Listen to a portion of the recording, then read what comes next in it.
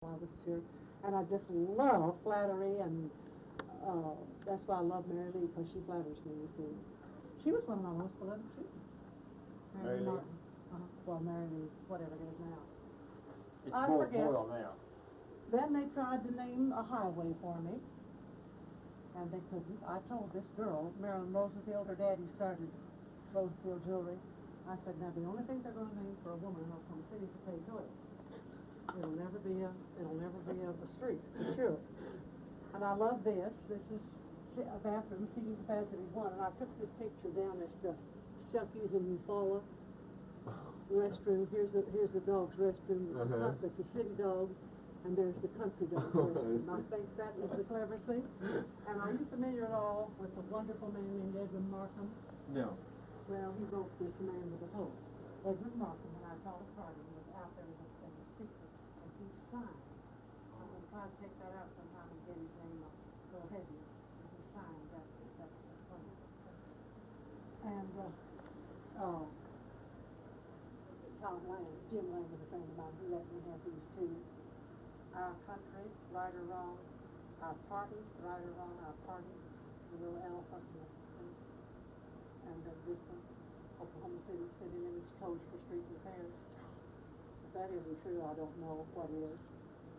And Chester Gould was a friend of mine that drew Dick Tracy when it was good. You knew to quit drawing it. Yes. And the jackass that draws it now, of course, it's just crud.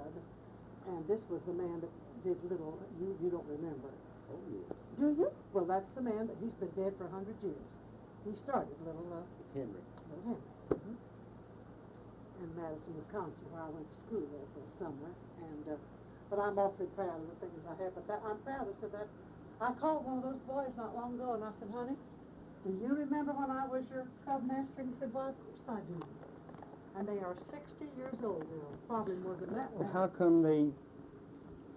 Now, who says that there was never a lady scoutmaster? Well, the people. I don't mean the people. I mean the Boy Scout organization says there was never a den master. That was a woman. I mean a cub master. Den mothers, yes, all the time, but not a cub master. Well, when were you? Well, in 1930. That's been a little while ago. Where was that? These men's names now are, well, they're still the same, of course. Billy McGee and Dan Harrington Jr. Was this in Oklahoma City? Oh yes, they went to the school over in Capitol Hill called Wheeler School. Yeah. Used to have a big, maybe still does have a big oil well behind it. Well, we'll go on and sit down now and where it's comfortable and talk. And you can talk and I'll shut up. You see, I taught speech and drama. Now here's my first one that started the whole thing, and he was over to see me the other day. Did you ever hear Continental Plastics? Yes, ma'am. Well, see, Dick Stratton, well, you'd have made an A. I wouldn't let any brat say yes. They said yes, ma'am, or I said, I beg your pardon. And do you know that the boys in their 50s and 60s that call me all over the world say yes, ma'am, when they call me? And I'm far enough away, I can't hit them. That was the beginning. Right there. Squirt Stroud. Oh, his name, of course, is Ray Stroud. He owned Continental Plastics. Then he sold it, and then he became manager, and now he's retired. And this is his recent picture. Now, what's that a mask of? What is? Well, it's just a mask. I took off school and went down to the Santa Fe Depot to see him off to the service when he was in El Paso, and he sent me that. And there he is now, pointing to it. That started my collection. And he got his name Squirt by Hallie Collins calling him saying, oh, well, I'll let the little squirt play. So, and then these two, have you ever heard of Riant Sash and Door? One of my boys, Lloyd Bean, owned it, and he brought these to me a month ago from Greece. And, of course, Greece is where it all started. Yeah. And then these are from all over the world. Now, these two over here have an interesting background. The first Negroes that came to Central High School. One of them, I was very fond of them. One of them made those for me in the iron foundry class. I mean, you know, what they call them. Right. Oh, you know what it calls. Metalwork. He made those for me, And They're from all over the world. And then I made this one, this one that's the acorn. And you see, I have 85 altogether. And then you see all the cardinals you see are Central High School Cardinals. We were the Central High School Cardinals. And I have, these are all, the kids give them to me all the time. Barry Albert, you know Barry? No, ma'am. He's the public defender downtown at the Oh, okay, yes. big old fat Barry. Well, anyway, he came to the door about a couple of years ago, and he stood there with this thing. And I said, my God, Barry, what's so unusual about that? And then he turned around. Oh, dear. He was always a nut. Anyway, and these are all, then this was the Maybelle Conger Appreciation of the Years of Faithful Service from 37 to 70 at Central. The PTA gave it to me. I didn't like the teachers. I don't care for teachers at all. And so I wouldn't let them give me a party. I wouldn't have gone. But I love the PTA people. The president of the PTA was my former student from junior high. And so they gave me that. And then I made the cup and everything when I used to do ceramics. Did you know that a teddy bear, you know how it got its name? Theodore Roosevelt.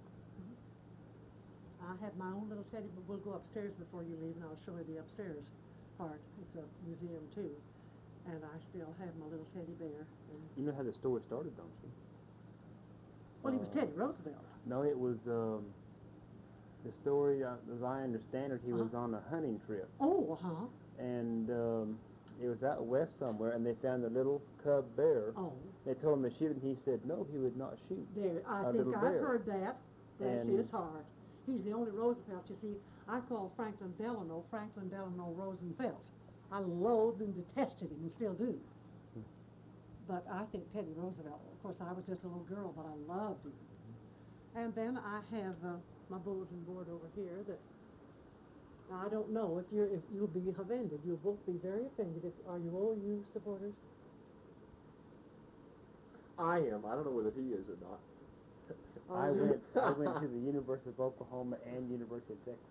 Well, you at least saved yourself from being all OU. Well, you I see, also you went may to Oklahoma decide State. not to say after I tell you what I think Okay. of them. Anyway, I love this. Call an ambulance. A university's primary function is to educate. And here's the big red. I love that. I love it. I went to OSU for 2 years. Well, you're all right there. Okay. One of my most beloved students is Paul Hansen. He writes me all the time. He's the basketball coach. And there's Annabelle Esco Coles and the missionary, and Bab Davis and Dwight Mitchell. Now he is head of the. Her brother-in-law is Lo Runkle, and he is head of. He saved my life one time. He's head of the, not head. He is business manager of the Oakland Allergy Clinic out on 13th. And there is my boy that has a little bit of money, not much. Jack Hodges. He's a multi-millionaire. He's a multi-millionaire. And I don't mean that trying to be funny. And he still loves me. It's Clyde Martin from down at did you go to any of the lyric shows? He's in sugar. It's wonderful. There's Dave Tackett, who's the vice president of Hanover Bank on Park Avenue, and Bill Graham, that has the Bill Graham Dance Studio in Glendon, also put the Cancer Society, and Doris Taylor, and Tom Crane from down. This is my boy, my little brat, H.T. Greenhall, with his best friend, Arnold Palmer. And there's my most beloved of all the 10,000 I taught, Kurt Schwartz. And here are some things in here I just love. I love, now of course I would take a gun and shoot Miss Piggy if I could in the front where she could see me. But I adore Kermit. And I like hang in there. And, one of my friends gave me that. Never cry over spilled milk. Spilled booze, yes, but spilled milk. No. Don't you agree? And then Kurt gave me this. You know, they started it all. The apple and the serpent, you know. And you see, I like apples because I'm a teacher, was at one time.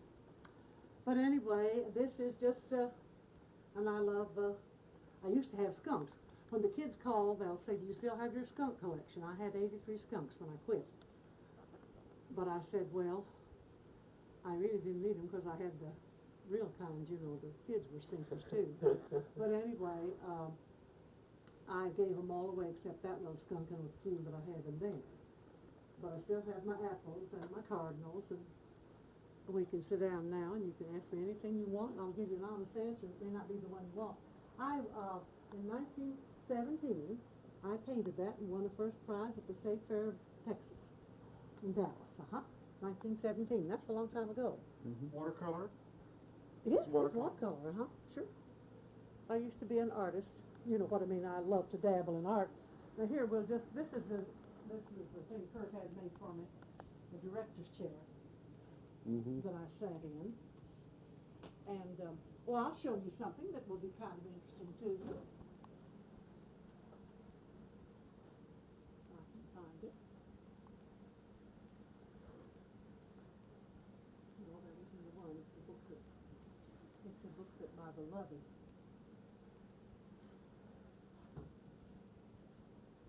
Well, I had it in my hand the other day, and I can't find it now. I better go down to your business.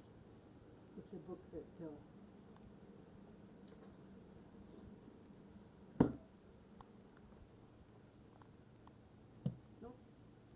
book that Mary Lee gave me, and she wrote such a lovely thing in it. But I don't know where it is now. Doesn't matter anyway. But she is very special to me. Very special. She's a very fine, fine woman, and oh, it just breaks my heart, the things that she has had happen to her. This is Jean Williams that is the architect, and Kurt Schwartz, and Bill Morgan that used to be a basketball player. Well, I will sit down, and you can sit down in place you want to, and we'll sit down, and I'll answer your questions. July 28, 1983. This is Joe Todd, an interview with Miss Maybelle Conger. Correct. Miss Conger, where were you born?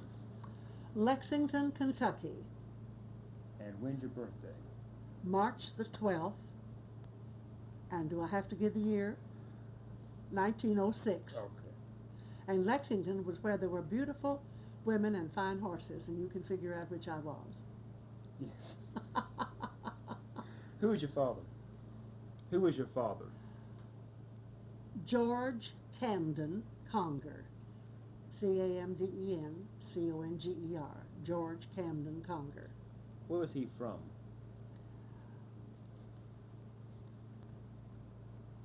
Was he from Kentucky? No. And I should know where he's from. And while we go on talking, I'll try and think of where it is, but Okay. it was not Kentucky. Okay. Who was your mother? Ida Wicker Conger. And I think she was born in Missouri. What kind of work did your father do? He was a paint salesman. And for 1 year, I can remember well, he was the top salesman in Oklahoma for the Sherwin-Williams. And then later on in his life, he transferred to Glidden Paint Company. But those were the two paint companies he represented all the time we lived, all the time that I was around, that I remember. How long did you live in Lexington? How many years? Not even a year. He was a traveling man at that time, and we were just there just long enough for me to be born, and then we left there and went to the next place we went was Wichita, Kansas. Okay. When did you come to Oklahoma?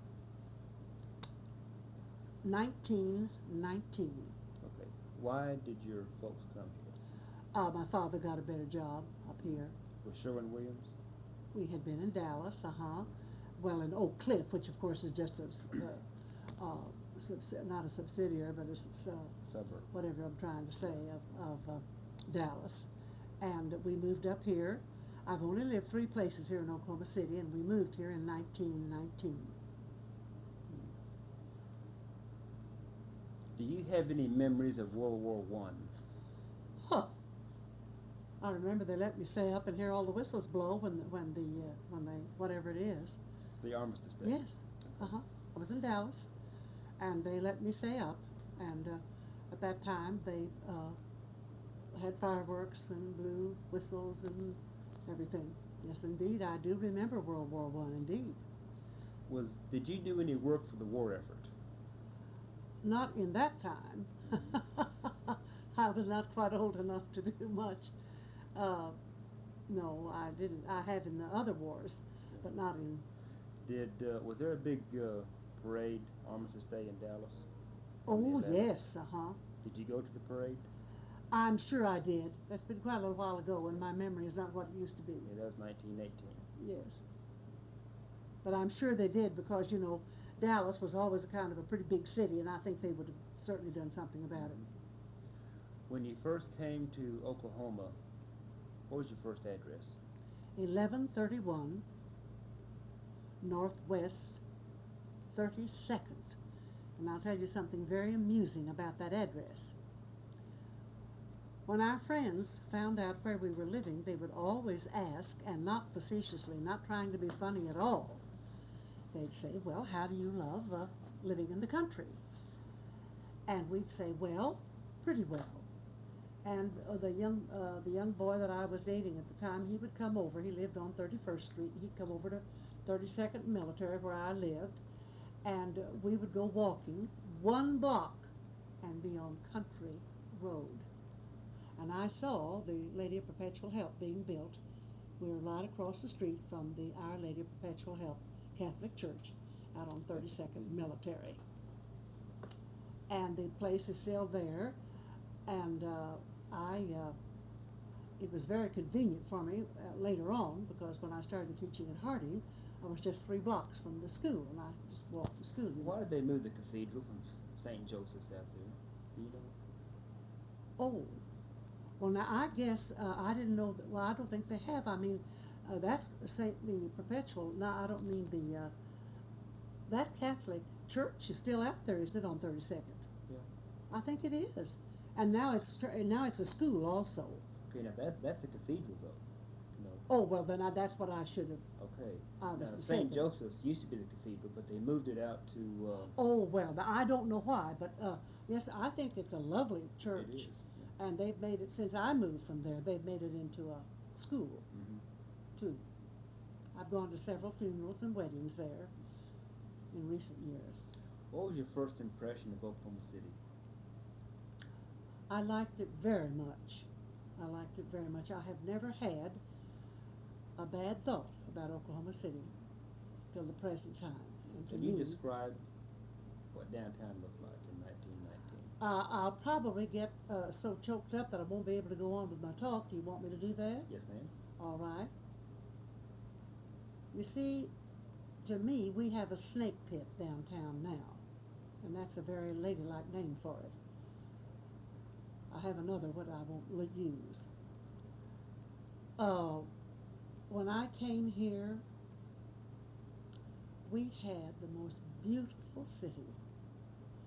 Those wonderful stores that you went in and out of, all the lovely Rothschilds, John A. Browns, all of them downtown on one, and you got your groceries at the Crescent Grocery on Main Street and walked out and got on the little nickel streetcar and rode home, and the kids never went home at night until they had drugged Maine at midnight, and now the last bus leaves at 6:20, and we had the Criterion Theater and the Orpheum Theater and the wonderful theaters and Bishop's where they served all night, and Roach and Vesey's and all those, and the Petty Hardware Store and all those wonderful places, and Beverly's and the Orpheum Theater where Paul Whiteman brought his orchestra and played, and Ethel Barrymore came and gave a show. And now, tell me what's downtown. I go every day to eat my lunch at Anna Moore's and get on a bus and come straight home. If we have a downtown, I fail to know what it is, except high-rise buildings. That's what I think of downtown Oklahoma City. Can you describe the Criterion? Can I describe it? What did it look like? It was a gorgeous building, and there were more marriages consummated in the back row of the Criterion than any place in Oklahoma City. And everybody went there, and everybody loved it, and they had, oh, and Jack Caldwell, Coogan they called him, that played the organ, and all the wonderful things we had there, all the marvelous movies I saw at the Criterion. Oh, What did the building look like? I wish I had a picture of it to show you. It was very ornate. I think that's about the only name I know. Very ornate, a beautiful building. And people, well, if you didn't go to the Criterion at least once a week, you just weren't of the, you know, the in crowd. Can you turn this off a minute? Yes, ma'am. If you can, I want to get something for you. Okay. If I could find it, you would just simply lose your mind. That we had a legacy. And now it's so impersonal, those big buildings. And I just, I want that on tape. what? I'd like for you to sing that again. Do what? I'd like for you to do that again. Oh, you mean sing it? Yes. All right. Shall I begin by telling how it came about? Yes, ma'am. In 1973, my very good friend Doris Taylor, that I taught school with and also graduated from Central High School in 1924 with, I was directing the Women's Gridiron, and she wrote this song. And she has a lovely voice, and I don't. She sang the song at the Gridiron Banquet, and I cried all the way through it. But today I'll sing it, and you all can cry. It's called Downtown Renewal. I wandered today downtown Maybelle to view Main Street again. The whole place is different now, Maybelle, than it was way back when. The shops and the stores that are gone, Maybelle, like Brown's and Halliburton, left huge empty spaces downtown, Maybelle, and gone is the Criterion. It's strange just to view all that space, Maybelle, where once we used to drag Main. And though there's the myriad now, Maybelle, I still miss that old railroad train. Doot, doot. Remember the movies we saw, Maybelle, and Bishop's, that's well placed to eat. The Huckins, the Midwest, and Kerr's, Maybelle, and VZ's where we used to meet. The plans for tomorrow, though great, Maybelle, are just a little too late. Renewal is taking too long, Maybelle. A downtown has been left to its fate. We can't just live in the past, Maybelle.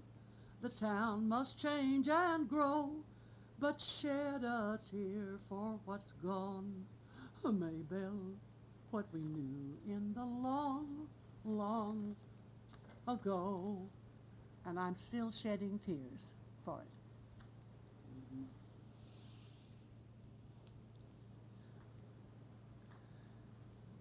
You don't mind?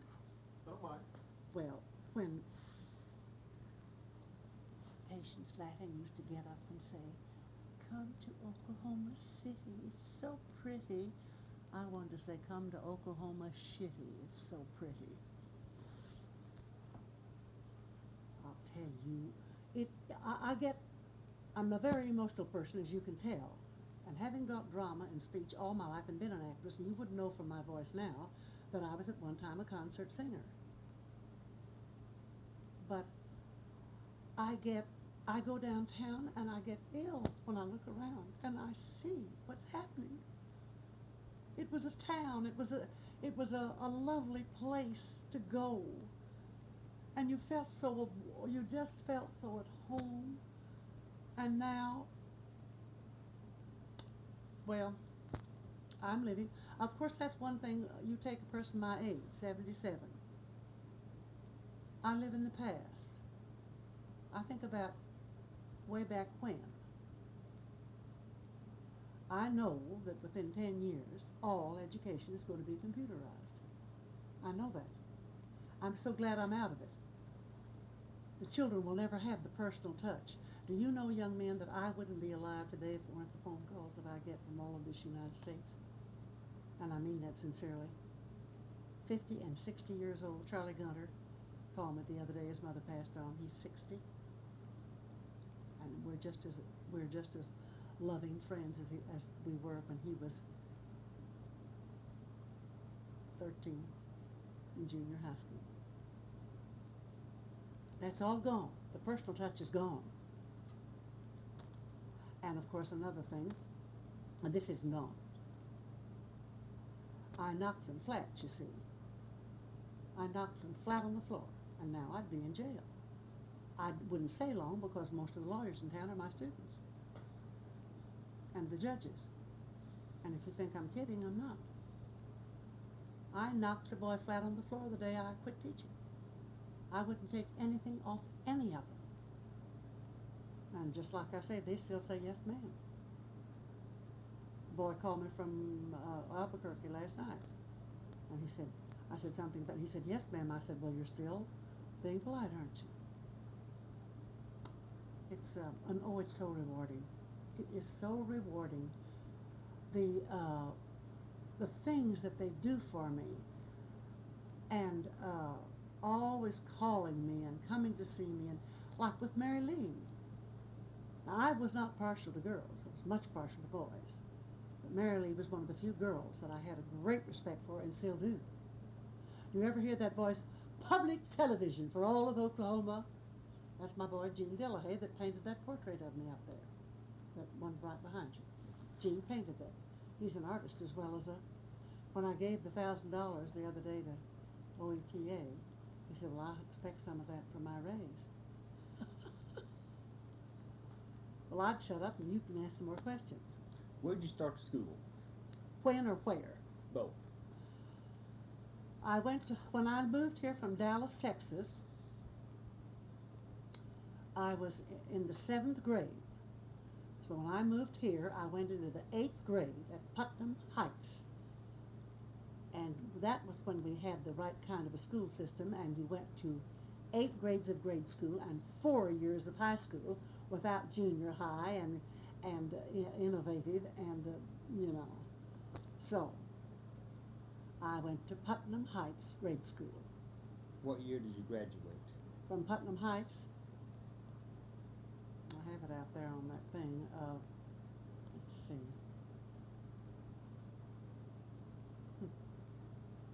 23. Well, go out there and turn on that light right there by the door, and you'll see that Putnam Heights. It's the top one on that wall that you're looking at. Right up there, the top one. 1920. I graduated from grade school in 1920 and went from there not straight to Central, because Central was the only high school, and so we had to go to Irving for our first year because they couldn't take all of us at Central. And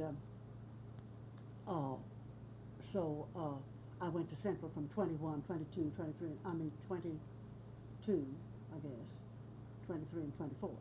And graduated from 20. At Central, who was your favorite teacher?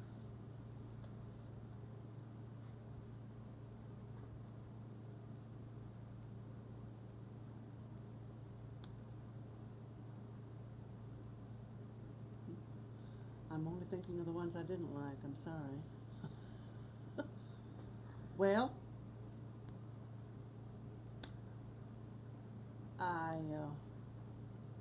Or who was your least favorite teacher then?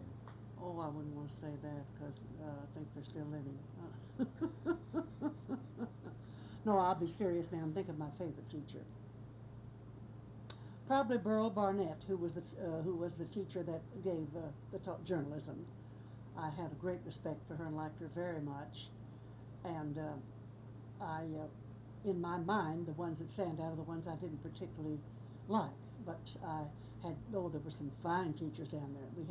I still have my annual for 1924. In fact, I have all the annuals from the time they began, from the time the school began in 19 1910 opened.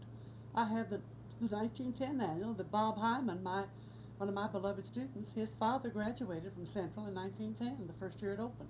And I have that annual, and see, I have a cashier's check for $970. No, I'm sorry. I have a cashier's check for $730. And they have promised us a room on the first floor when they open Central again, when they open the telephone company. And that's where we're going to put all of our memorabilia. And this money I had that the kids have given me at all the reunions, we're going to build lovely, what do you call them? Things to put our stuff in, you know. Like display cases? Yes, And we've got them. Charles Abel is writing a book on Central, and we're having we're just having a marvelous place to put all of our things. You know, they're going to be so nice to us. Good. So. Let me regress for a moment. All right. As a child, what kind of chores did you do around the house? Well, if I can answer that better by telling you now what I do now. Nothing. People come to my house and look in my refrigerator and they get hysterical. You will too before you leave with what I have in there. I am 77 years old, and with my hand on the Bible, I have never cooked a meal in my life and never missed one. But I can throw out a TV dinner, and I have a lot of frozen food.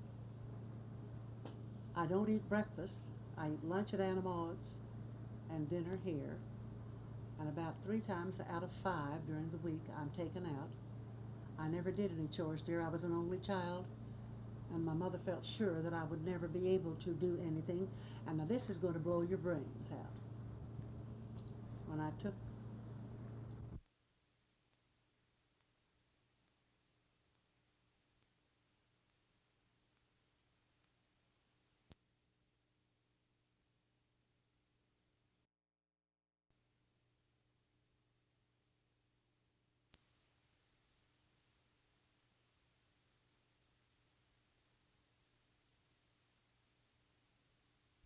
in home economics, because you'll never make it. And you think that's funny. That's true. I never learned to cook. So I had no chores, dear. Really, I was a spoiled brat. My mother did the work, and they thought I had talent, and I took speech lessons, and was always trying to show off. I'm a ham actor by profession. After high school, did you go to college? Hand me my book there just a minute, your book that you have there of mine. About the best way I can tell you if I went to college. I got my A.B. degree at OCU. I got my master's degree at the University of Wisconsin. I did graduate study at Harvard University, Queen's University in Kingston, Canada, graduate study at UCLA and USC and the University of Colorado. So I have gone to college. What year did you attend OCU? What years? Well, I would think just off the top of my head, I graduated from Central in 24, and I went out and taught a year at Putnam City when it was a country school, and then I taught a year at the Girls Reform School in Tecumseh. So I expect it was around 27 or 28 before I started to OCU. Why did you begin teaching at Putnam? My mother knew the principal. And it's not what you know, but who you know. You know that by now, What was don't you, his at your name? age? Right. And she knew the principal out there, and she hired me. I was only 18 years old, and I taught the 5th grade and had students as old as I was in it. They all came to school on horseback or walked because it was a country school. And I loved every minute of it, 1st grade through 12th. Why did you go to Tecumseh to the reform school? My mother knew the superintendent. What was that like in reform school? Are you recording this? Yes, ma'am. I think I'll say it because I've said it in my book, and then you can always take it out, can't you? If something that you don't want, you can delete. I went to the reform school, as I say, because it was a better salary, and I went out there to come see. Every girl there was either a prostitute or a child that had been sold by their parents. And to this day, I have a healthy respect for prostitutes because they sell what the high school girls give away. And you'll delete that, I'm sure. But I'm telling you that. And I was very fond of those girls, and they were very, very fond of me. I had an understanding. The rest of the teachers were quite old. And now, can I say anything I want to? Because if you don't want it, you can always Yes, take it ma'am. out. Yes, ma'am. And you will, won't you, if you Yes, think ma'am. it's not, Right. if you think it's not, well, of course, people that know me know that this is the way I talk. But to me, see, those girls loved me, and they'd say, Miss Conger, why do you stand on your feet and teach when you could lay on your back and make a lot more money? And that's what they meant. They weren't being funny. Now it's funny. And you boys know, as well as I do, that prostitution is a lost art. Now, you know that, and I'm not trying to be facetious. You know that. You know it. Well, I don't think there'll be, I bet you couldn't find 6 prostitutes in this city. It's not a paying proposition anymore. You see in the paper how they're always running them in because they're so hard up. Well, when we had the Huckins and the Skirvin and all those hotels downtown and the conventions, those girls did pretty well. I liked my girls very, very much. I don't mean I admired them. And I would beg them and plead with them to give it up. But they were sweet. They were nice. They were not what we call nice kids, but they loved me, and we had an understanding.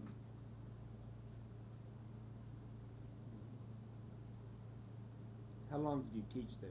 Just a year. What did you teach? Oh, I think probably what we call the 5th grade, because I don't think they went beyond 7th. Yeah. I think the 5th grade, because I know when I taught at Harmony Grade School and Wheeler Grade School, I taught the 5th grade, and I think it was the 5th grade there. Can you describe the reformatory, what it was like? At that particular time, just a couple of great big buildings, and the girls just was very unattractive, and just a building. Had beds in it, and that was about all. And they were there. So many of them had a venereal disease, and they were there taking treatment and all. Of course, what broke my heart was the little girls. I mean, the young ones that their parents had sold them. That was a little too much. Most of them were high school age, and they'd gotten in trouble, And now there wouldn't be a reformatory big enough to hold them, if I might say so. But Did they have separate rooms, or was oh no, it was kind of like a dormitory. Mm-hmm. Yep. What kind of meals did they eat at the dormitory, at the reformatory? Oh, I don't remember because, as I recall, I think the teachers ate separately, and I just don't remember. Did you live in Tecumseh? Did you live in? No, I lived right out there You on the lived right out grounds, there. Okay. Okay. But I can't recall.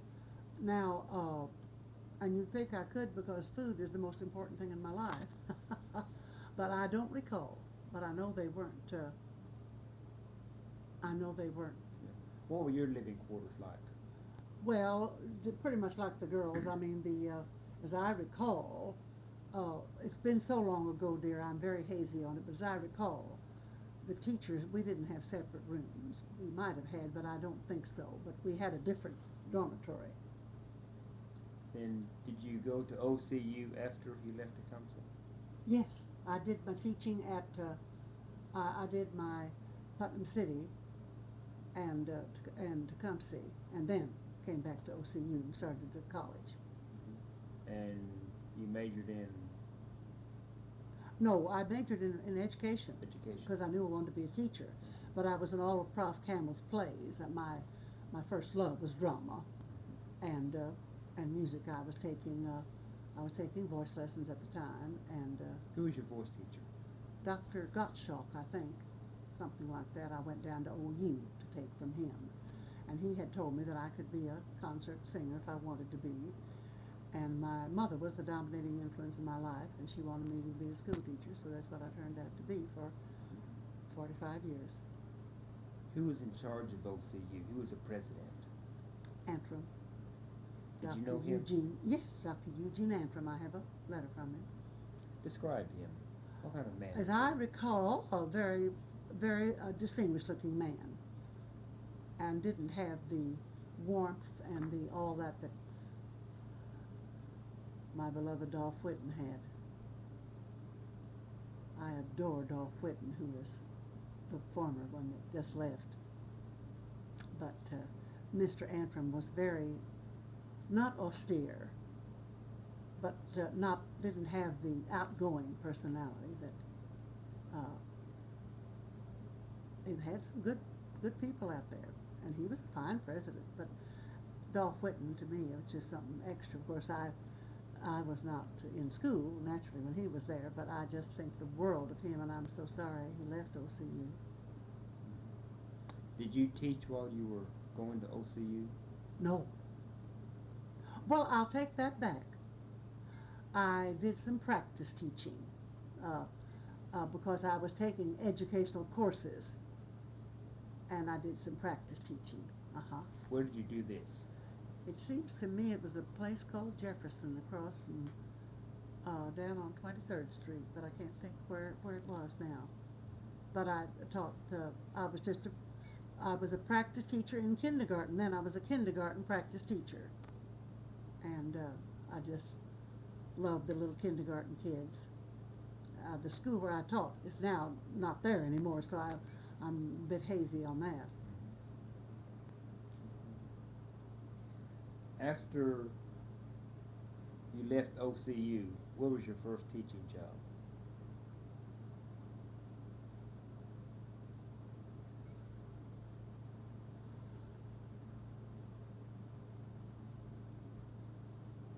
I can't remember whether I went in grade school or in junior high.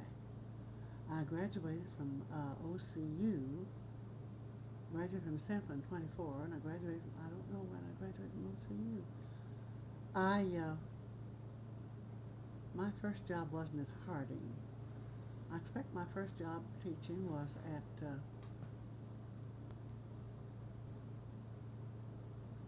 I only taught at 2 grade schools here in town. I taught at Harmony Grade School. That's probably my first one.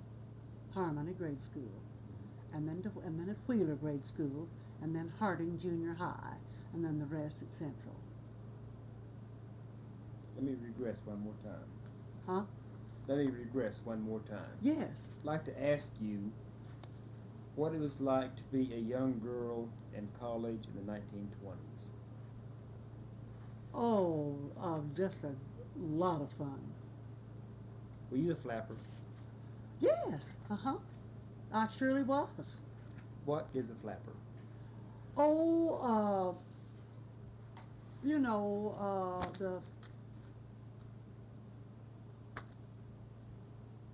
I guess we flapped a lot. We did the Charleston, and I tell you, we were all, there was nothing sophisticated about a flapper. Nothing. They were, I guess they were the forerunner of the, not hippies, but what are they? That went before the hippies. We were just,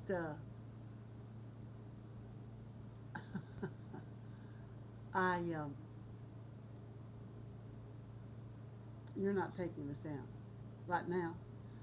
Well, wait a minute, I'll show you. You probably are. And,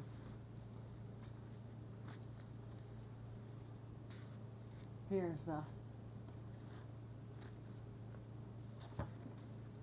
oh, I'll tell you something that you'll get a kick out of.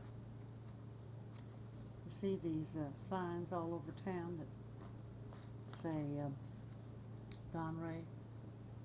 He's a multimillionaire, you know. He was my debate partner, Don Reynolds. And he's coming to see me the next time he's in Oklahoma City. He has 3 airplanes, 7 homes, and he didn't have a pot to put it in and a window to throw it out of when he was at Central. Did you bob your hair in the 20s? Oh, yes. And this boy, this Ernest Sharp, or Eric Rhodes, when I went down and had my hair bobbed, I was afraid to go to school the next day for fear he wouldn't speak to me. Oh, I mean it. Oh, you didn't speak to girls that bobbed their hair. That was a no-no. I'm serious. Why was that a no-no?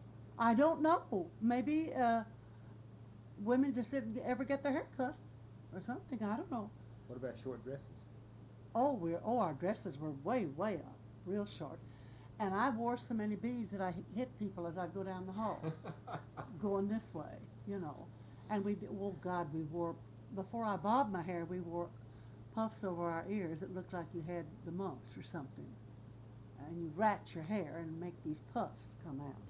But when I bobbed my hair, I was scared to death to go to school for fear he would not speak to me. What kind of shoes did you wear? Pointed ones, I think. You know. Were they high top? Well, I can't remember that, but they were pointed, I know. Did you marcel your hair? What? Did you marcel your hair? One of my best friends, I went over to her house once a week, and she marceled my hair. How do you marcel it? With a iron that gets hot, and you put it in there like that. See, if you saw these pictures, everybody has their hair marceled. Mm-hmm. Everybody in this. Trying to think of. This is the girl that used to do my hair, Julietta Sykes. Hers is marceled. Mm-hmm. Uriel Thomas. They all marceled their hair. That was the in thing. Everybody had their hair marceled, and everybody did the Charleston and the black bottom and the what have you. It was quite a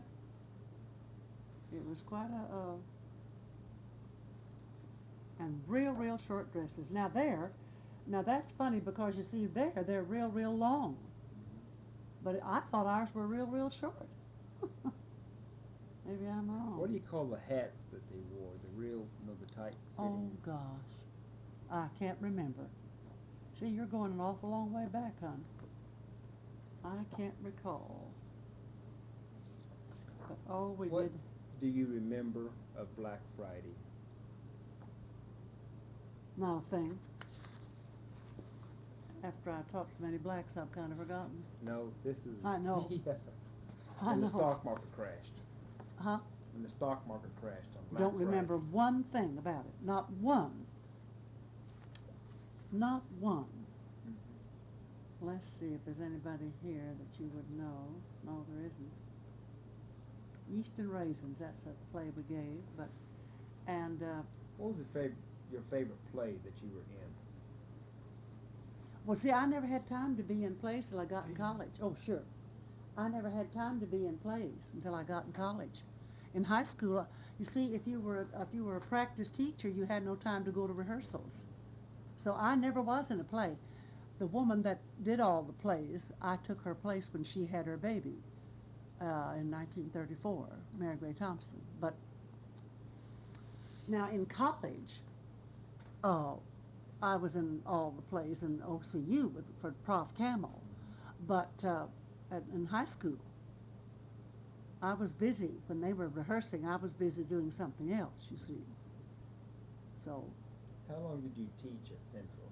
34 years. 34 years. Uh-huh. You retired in 1970? 70. Uh-huh. When did you begin at Central? 34. 34. No, I beg your pardon, 37. 37. I taught at Harding from 34 to 37. And then I went and taught at Central from 37 to 70. How did the Depression affect you? I guess not too badly, because I think if it had, if I'd have remembered, you know. So evidently my father was making enough money that we were still able to.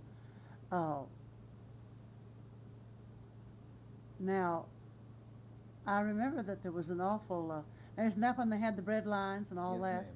Well, I do remember that, and going by St. Anthony's Hospital down here and seeing the bread lines clear out into the street, you know, and Who was in charge of the bread lines? I don't remember. I sure don't remember. But I was very, very sorry for the people, and felt very fortunate that I didn't have to, you know. And then when I was teaching at Central and during the Depression, I know we used to go over to the gym, all the teachers, and we were able to give, what did they do, give out food stamps or something to people, or not food stamps, but something. There was, I've forgotten, but it was something that they gave. What about the dust storms in the 30s? That was horrible. I remember that. That was Can you describe what the dust frightening. storms were like? Well, no, I really can't, but they were frightening. Very, very frightening. How long would they last? There again, you've got me, I don't remember anything that you seem to be asking me. I mean, I remember that I was terribly upset by them, but I don't remember about how long they lasted or anything. Tell me about your tenure at Central. Well, they were the happiest 34 years of my life. How did Central change from 37 to 70?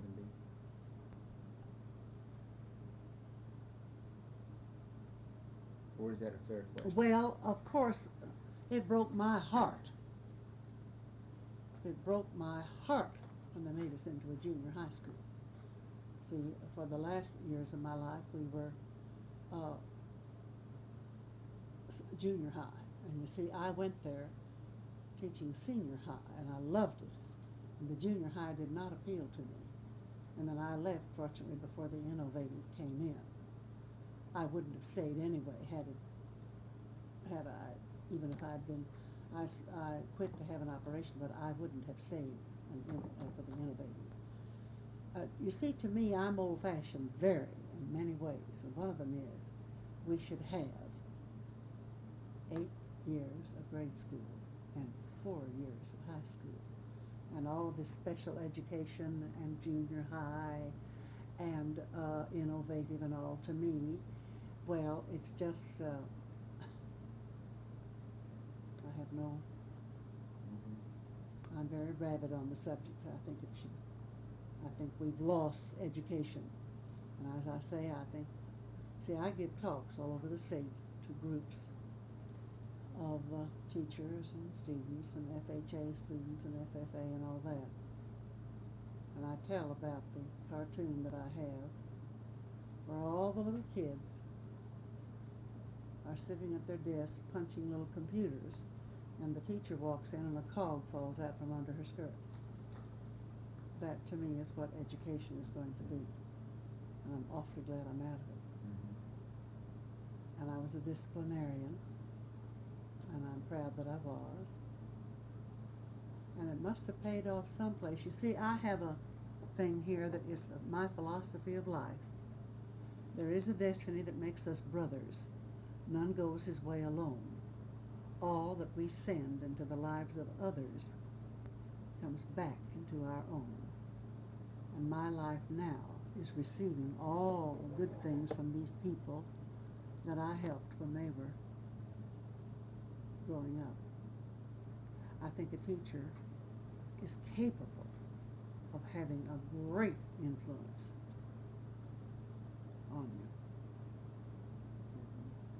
And I don't think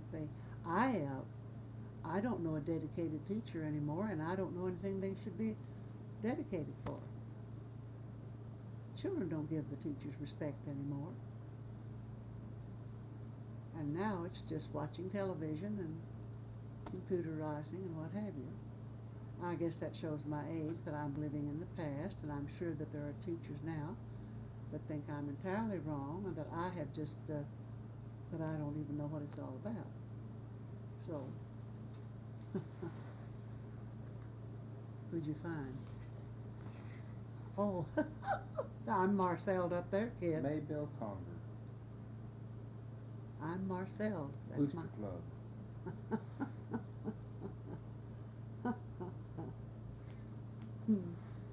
Maybelle is the sister of the school. That's because they all came and told me their troubles.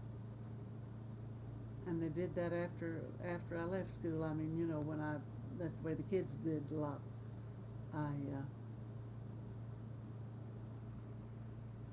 I get letters and cards to this day about how much and see, that's why I wanted to do that book.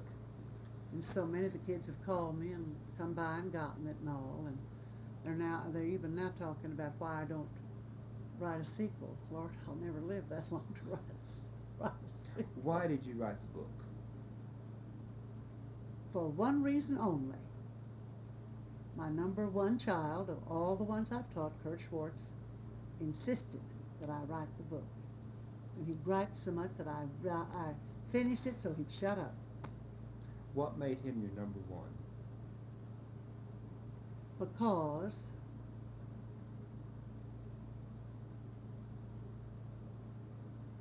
he gave me the feeling that I was really terribly important. And he fed my ego, and to this day, you know, have you ever heard the Southwest Ford commercials? That's incredible. No, that's Southwest Ford. He does a lot of commercials and all, and then we still, when he calls me on the phone once a month to take me to lunch, we still say goodbye the same way we have for all the years. Take an umbrella, it's raining. He played one of the leads in a play called Curious Savage, where they were all mentally retarded. They were in an institution, everybody in it. And they had a different way of telling people that they loved them. And his was, take an umbrella, it's raining. And we just always said that. And I even wear a little umbrella on my little jewel pin when I go out with him and all. We just have that little saying, Curious Savage is the name of the play. And then when they tried to get him to play the lead in How to Succeed in Business at OCU, he told them he wouldn't, that he couldn't sing. He was quite a dancer. So I had just seen it in New York City. When I came home, it was here in the movies. He took me to the movie. And when he came out, he said, when we came out of the movie, he said, you can tell, I can't do that. I said, look, you can dance. What difference does it make whether you can sing or not? Play the lead in that play. He did, and that's how he met his wife. She was a ballet dancer, and she came up here from Houston. I went to their wedding at Houston, and I know the man that owns, or did own, what's the big thing down there in Houston? The Astrodome? The Astrodome? Roy Hopkins. I know him. Judge Roy Hopkins. Well, he used to go to the speech tournaments when his son was debating, and I'd see him there at the that was about 1,000 years ago, but anyway, she came up from Houston to be in the chorus, and they met and married. And he's played it since then, too. Played it out of the, I forget the name of that place out there, way out. But that's a good show, How to Succeed. But he's the number one, and having had 10,000 children, that's a pretty nice spot. Yes, it is. Tell me about Mike Monroe. Well, Mike was ahead of me in school. We were very, very good friends. And he had graduated the year before I came to Central. Then when he began to do, he was a wonderful writer. And when he began to do the gridiron, he put on a gridiron play one time called The Front Page, and I was in it. I was what they call the goddamn mother-in-law in the play, and he was the director. We kept in close contact. In fact, I had a letter from him just 2 months before he died. I admired him, and then you see he owned Dock and Bill Furniture. His father did, and he was a furniture salesman, and all of my furniture upstairs is from Dock and Bill. And I admired him so tremendously in his if ever there was an ethical politician, Mike Monroe was. Why did he go into politics? I don't recall why he went into politics. I wondered myself. I just don't recall, but he certainly did a fine job. Can you describe him? Is that possible to describe Mike Monroe? Well, now you mean he had a wonderful disposition. He was ethical. He had a sense of humor that wouldn't quit. And I never knew if he ever had an enemy. I don't recall. Everybody liked him. He was a Phi Gam down at Norman, and everybody liked Mike. Everybody. He was a person that, to this day, I have never heard a person badmouth him. I'm sure Henry Beldman would, but then other than that, and when, and this is something you won't need to put in your thing, but when Henry Beldman beat him out, I tore up my voting certificate and never voted since and never will. How come? Well, I might tell you that I think his second initial stands for Ass, Henry Ass Beldman, instead of Henry S. Beldman. And when he beat Mike Monroe, that was it. I take everything very personally, and I just broke my heart. Of course, I know another thing that beat him. His wife didn't want to come back and live in Oklahoma, and you've got to be in the state where you're a politician. And you'll know to take certain things out of this, won't you? Oh, yes, ma'am. Because I'm talking to you just off I the cuff. understand that he had a residence in the Oberholzer residence. Oh, he lived there Yeah. for a long time, the Overholzer Mansion. Right, Sure, I used to right. go there. Yeah. Yeah. And also, I'll tell you why. Don't you know why? Well, see, his best friend was David J. Perry, who was his, and David J. Perry married the Overholzer girl. His first wife was the Overholzer Did you girl. know her, Henry Ione? Yeah. Uh-huh. What was she like? Well, a society girl. But that's why, see, that was when I used to go there, was when Mike was there to see him, and he was there because David J. lived there. Mm-hmm. David J.'s married again now, and I think very happy. And That's he one was of our Mike's, museums now. What? That's one of our museums now. The Oberholzer Oh, Mansion. Yes. oh yes, I knew that. I knew that. I never go in it because it has too many fond memories for me. I mean, you know, I get kind of choked up when I go in.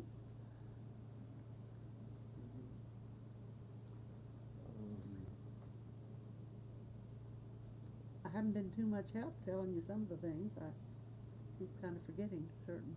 I'd like to talk about your early teaching methods. How you taught your classes. Yes, it'll be all right, huh? Let me.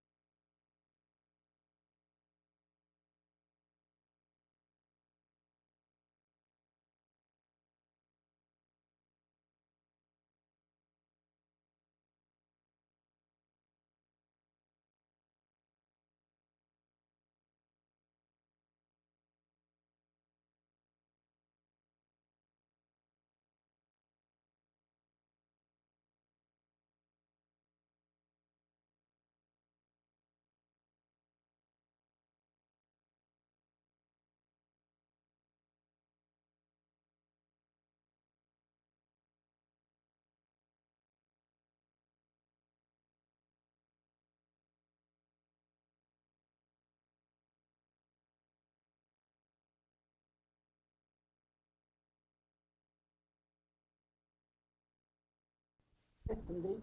And 200 of my kids came back and they called it the Maybelle Conger Day and all. I was sure. And I just love flattery, and that's why I love Mary Lee, because she flatters me, you see. She was one of my most beloved students. Mary Lee? Martin. Well, Mary Lee, whatever it is now. It's I forget. Boyle now.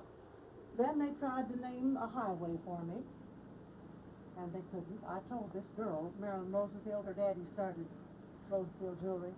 I said, now the only thing they're going to name for a woman in Oklahoma City is a Pay Doyle.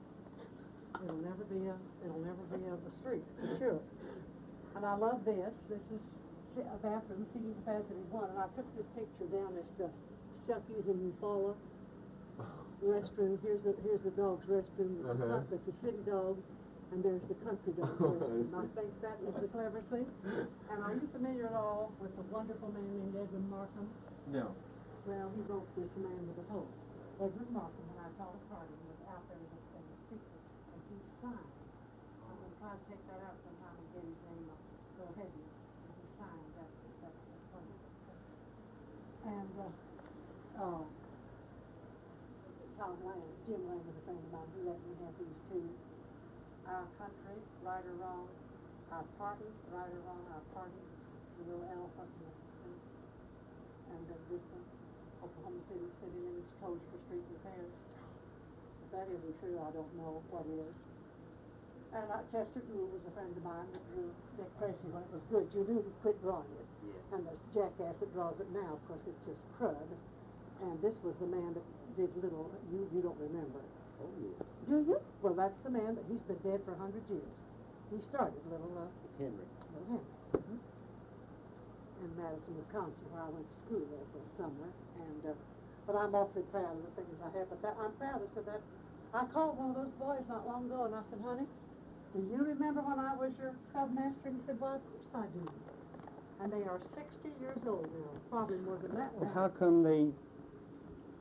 Now, who says that there was never a lady scoutmaster? Well, the people. I don't mean the people. I mean the Boy Scout organization says there was never a den master. That was a woman. I mean, a cub master. Den mothers, yes, all the time, but not a cub master. Well, when were you? Well, in 1930. That's been a little while ago. Where was it? These men's names now are, well, they're still the same, of course. Billy McGee and Dan Harrington Jr. Was this in Oklahoma City? Oh yes, they went to the school over in Capitol Hill called Wheeler School. Yeah. Used to have a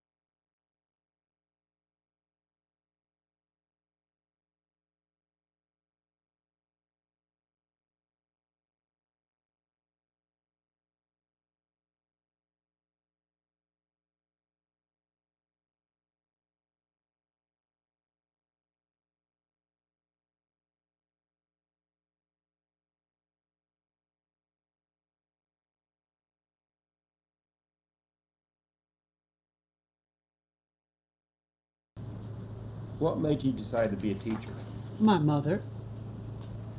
I was going to be an actress.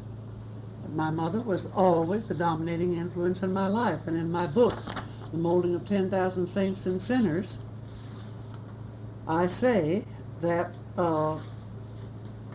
ever since I was a small child, I was a ham actor. And I had been told that I could succeed in the acting profession. And my mother was always the dominating influence in my life, and she insisted I become a teacher. And even now, I look back at 77 and I wonder what would have happened if I'd followed the other road. You remember Robert Frost? poem about the road not taken? Well, I took the road that I didn't want to take. And now I'm so grateful that I did, because I'm happier because of my years of teaching. I just, I couldn't, I just couldn't imagine not having the wonderful experience that I had teaching. How did you handle your first classes? Well, when the child walked into my room, they knew immediately who was boss. They never had a moment's doubt. They knew that when they played on my team, they played by my rules, just like one of the boys that is now a lawyer here in Oklahoma City. I knocked him flat one day, and he said, "You can't do that to me." I said, "Kid, you're late. I've done it." And I often wonder if any of his clients ever say to him, "You can't do that to me." And the fellow that came in and said, "I know my rights." And I said, "Yes, dear, but you don't know my left." And he left without finding out. I did not spare the rod and spoil the child. I couldn't get by with my teaching methods now. I wouldn't last a week in any school in Oklahoma City or any place. It's a different ballgame. But I taught them respect. And if they loved me, I loved that too. But they respected me regardless of whether they loved me or not. They had to play by my rules. Now, when I was wrong, I admitted it. I never shall forget a boy. I was pointing my finger at him and just giving him you-know-what. And he very sweetly said, "Miss Conger, did it ever occur to you that when you point one finger at me, you have three pointing back at yourself?" I never pointed anymore. I have learned many valuable lessons from my students. Very. So, I don't regret being a teacher. In fact, I'm grateful to my mother now that she insisted that I become a teacher. Were you close to your parents? Yes and no. I adored my father. I was afraid of my mother. But I had a great respect for her, and still do. She was the dominating influence in my life. And it wasn't easy being an only child. I don't envy only children. I think you need to have brothers and sisters. But I always respected my parents. I lived with them. My father's been dead for many years, but my mother's just been dead 7 years. And I lived with them until 1970, and then I decided it was time to get out and get on my own.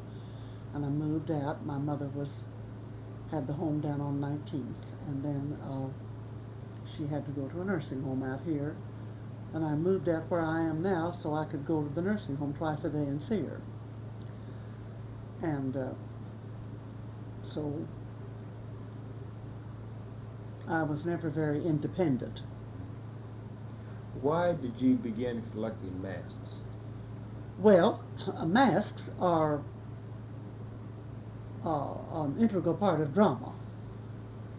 You know, they're just, whenever you think of the theater, the comedy and tragedy mask, Dick Story, who was an optician here in town, I had him in school, and when he first went into the optical business, he had a pair of glasses made for me with the comedy and tragedy masks on them, and I always wear them if I'm out with the kids. And comedy and tragedy masks I still get gifts all the time that are comedy and tragedy jewelry and all. They still, you see, most of my teaching was done in the drama. In other words, even when I was teaching grade school, I was teaching what they called then auditorium, which was still speech work most of the time. So I just, and they're still bringing me masks. One of the boys brought me 2 from Greece the other day. So I'm still collecting masks. they mean a lot to me, comedy and tragedy. And that's, after all, a smile is a frown turned upside down, you know, and if you can kind of put it that way in your life and not frown so much, it helps. Mhm. What was the innovative school? I don't understand. Innovative. Yeah. Well, now you see, this is, you're supposed to be writing something that's uh, all right for anyone to read. And if I were to tell you what, in my opinion, the innovative school was, you couldn't quote it. So we might just skip it. It was supposed to be something very that gave them a chance to do as they pleased. And down at Central, the innovative students put graffiti all over the gorgeous murals on our wall. They wore cut-off jeans. In the principal's office, there was a toilet seat for people to sit on, and that was the innovative high school. And now, of course, the people that taught at the innovative high school, I'm sure, had other definitions for it. But you asked me what I thought of the innovative high school. What were its goals? What were the goals of the innovative high school? Did it have any goals? Well, in my estimation, they didn't, but of course they did. I don't know what they were. Probably to let the kids do as they pleased, and that education now, in my opinion, has very little discipline in it. It's freedom of thought, freedom of action, freedom, you know what I mean, do as you please. And I do not, I think the word innovative has lost its real meaning, you know, what it was supposed to mean in the dictionary. December 7th, 1941. What were you doing? That was, Pearl Harbor Day. well, that's odd you're asking me. My father was very ill at that time, and we lived on 19th Street, and I had gone in to see how he was feeling, and he had a little radio there by the bed, and when I heard that, I thought it was a joke. But you know what I mean by a joke? I thought it was a gag or something. And then, later on, now this will blow your mind, one of the dearest men I ever taught for in my life, who was a student at Central long before he became a principal, Joe Laughter. When I found out that Joe Laughter played the bugle the day of Pearl Harbor, and it was on a Sunday, and they thought it was a joke. The men didn't get up and go to, you know what I mean? They didn't, when they heard that bugle, they thought it was just some kind of a,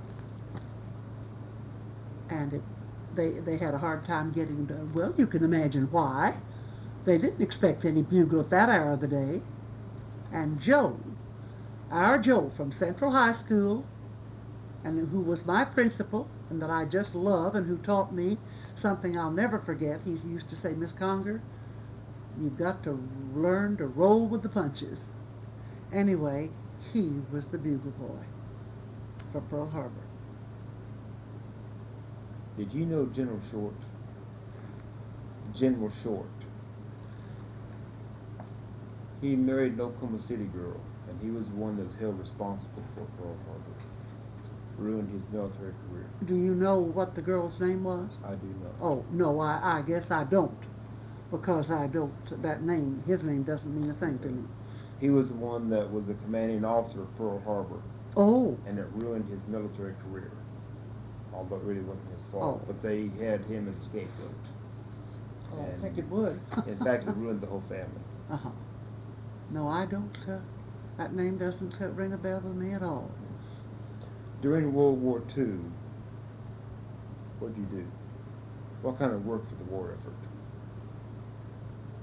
What kind of what? Work did you do for the war effort in World War II? Cried my eyes out when I'd get word that my boys had been killed. And I worked with the Red Cross. I worked with the Red Cross. And I did what I could, which was very little, I guess, when I was. And I used to go down and line up downtown by the drugstore when we could get certain things that were being sent overseas, and we just get them once in a while. You know, I forget what some of them were, but Cokes or maybe anyway articles that we couldn't get except certain times because they were being sent overseas, and I never resented that at all. You know. But and they had bread lines in World War II, didn't they? Too. Seems to me they did. And How many boys did you lose in the war? oh, I'd say at least 10. At least, maybe more. That and I never shall forget my first letter that came back. Mark, you know, that he was dead. But I'm just so proud of the boys that went and how they helped our country and all that, you know. It was, and this is the very thing, this is something that will, you may not see any point to this at all. On Central grounds there, I'm sure you know that we were only 2 blocks from the post office where they were enlisting. Now this maybe won't mean a thing to you, but I think it's kind of interesting. I'm sure you've heard of the great Pumpkin, D. Andros, the large boy that was an All-American and played for Oregon State. And I don't mean that, I mean he went to coach at Oregon State, and now he's the director of athletics at Oregon State University. Well, see, he still corresponds with me. I got a letter the other day that said, "Dear Miss Conger, thank you for your book, and if it hadn't been for you, I'd be working in a brickyard someplace, or digging ditches." I think that's what he said. I can remember standing at my window and begging him with the tears streaming down my face not to go down and enlist. And I still say that if we hadn't been so near the post office, a lot of our boys wouldn't have enlisted. I mean that. I am sincere. They'd go down at their lunch hour and enlist and go off to war. And I would beg them and plead with them. And I never shall forget one day, the coach, I forget his name now, not Switzer, but the coach at OU, came up and knocked on my door, and I had D in class, and he said, "May I talk to D?" And I said, "Yes, you may have time with him." And we got him to go down to OU and play football. He was an All-American. So was his brother Plato that I had. But it broke my heart. I didn't mean it to be unpatriotic, but I wanted him to finish school, and I still think it was because the post office was, and they thought, well, maybe it was preferable to be going to school. But a lot of them are gone because of that. I think we're headed for another war. I really do. Central America or the Middle East? Yeah, what? Central America or the Middle East? Oh, If not both. Yeah. What about Korea and Vietnam? What are your feelings on those?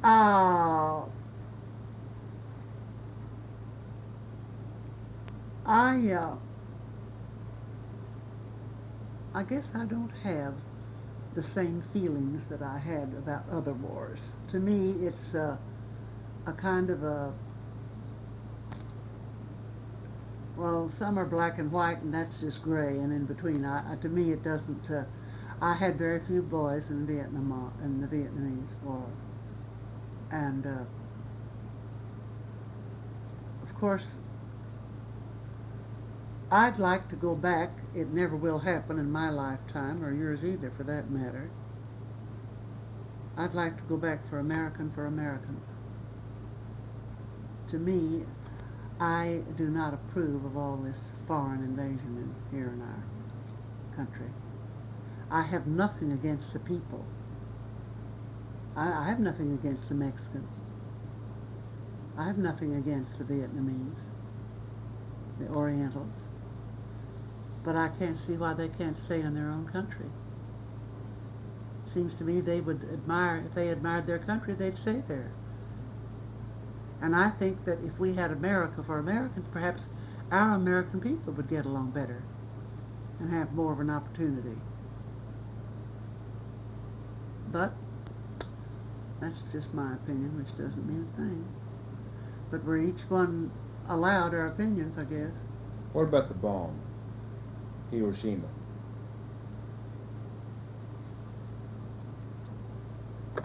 I guess I just have no way to say how I feel about it. Do you think it was good or bad? Oh, I think it was bad. I think, what was it all about? What was it for? It ended World War II with the Japanese. Well, I guess it was good, wasn't it? Well, If it ended the war. Heard, 300,000 people were killed in both bombs. Maybe 400,000. I don't think that any good could come from that. Yeah. But they estimate it saved at least 3 million lives. In other words, it was the lesser of the two evils. Right. Well, you see, I believe Armageddon's on its way. I think we're headed for another war that perhaps will be our last one. I really do. I've heard it said, one man said he's not sure what World War III will be fought with, but World War IV will be fought with rocks and sticks.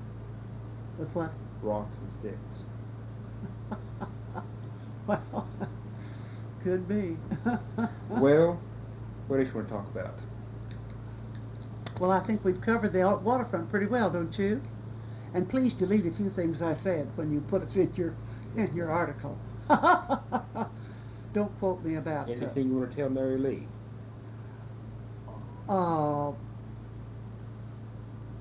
Yes, that she knows that I have, she was one of the few girls that I ever had a very warm feeling for, and she and I have been close, and when we don't touch base for months, I know that if I were to call her this moment and say, Mary Lee, I need you, she'd be here.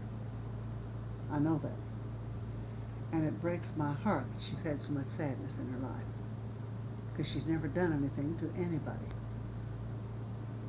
to deserve, I think, not deserve, but to have this. She has always put other people before herself. She's the most self-effacing person, not in the way that you think of as being shy, but self-effacing. I just, I think the world of her. And I know she's my friend. And you don't get too many of those these days. Or had you noticed?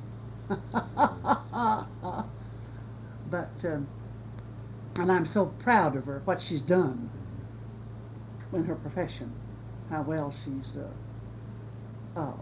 made a place for herself and everything, you know, out there. And she had quite a bit of talent, and still has, I'm sure. But she's... She was Phi Beta Kappa. Yes, I knew that. But I don't think she ever made anything less than an A in school that I know anything about. and everybody liked her.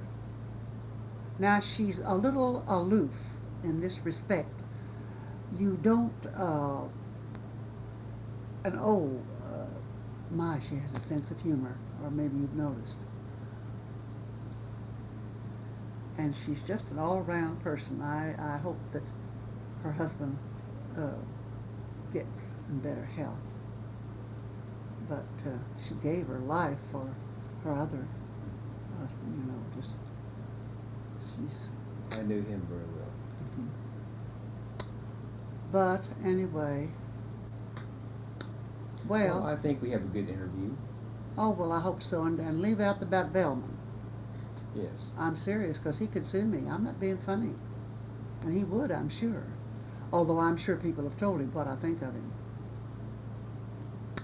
And I notice the Oklahoman isn't too fond of him. They sure do give him They a don't lot like of... him. But of course, frankly, I think I'd be delighted to have the Oklahoman against me. I think it'd show what a fine person I was if they were against me. See, I knew Eddie Gaylord when he was a brat out at Harding. He spent every Monday morning in court for speeding, and that was before kids his age could have cars, but he was Ed Gaylord.